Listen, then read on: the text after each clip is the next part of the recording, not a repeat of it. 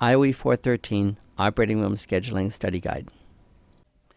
This question wants you to go back and consider the patient scheduling model, the integer programming form of it, in which patients are being scheduled for blocks of OR time.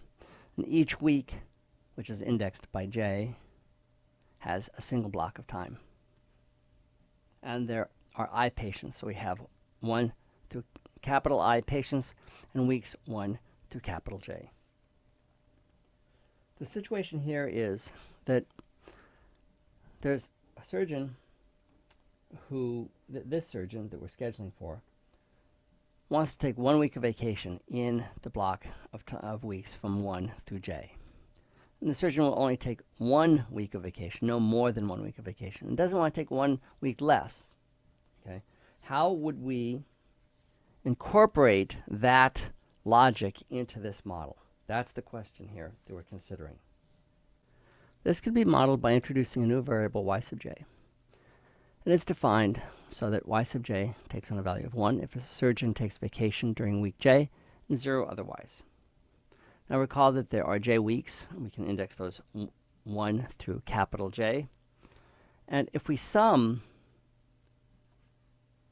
over j is equal to 1 to capital J of y sub j, you get the number of weeks that the surgeon takes vacation for during this period 1 through capital J.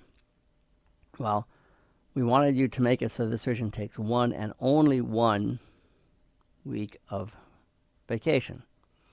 So that's the constraint that would imply that.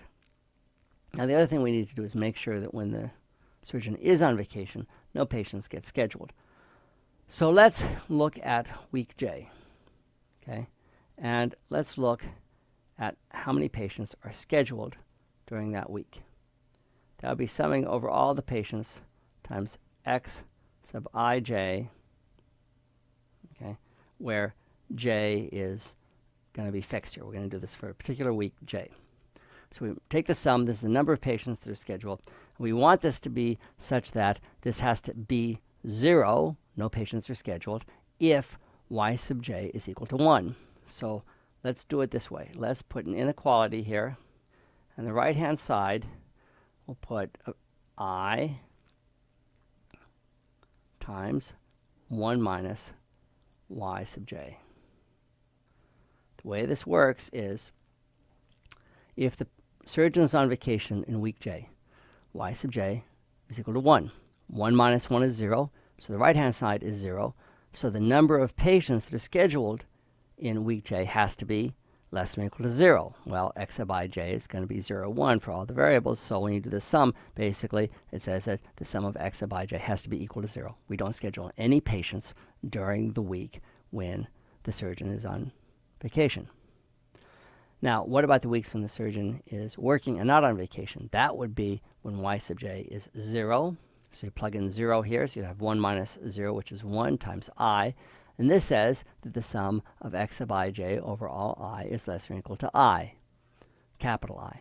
Well, that's totally uninformative because x sub ij is going to be 0, 1. Even if all of them were, in fact, 1, then you took the sum and you just get I, and bi is less than or equal to I. This constraint is totally useless, not informative in the case where the surgeon is working for that week. But what it does do is it says when the surgeon is on vacation and y sub j is equal to 1, then it says you can't schedule any patients during that week. So these two constraints, when we add these into the model, allow us to say that the surgeon is going to take 1 and only 1 week of vacation, and during that week, no patients will be scheduled. So this is the final model.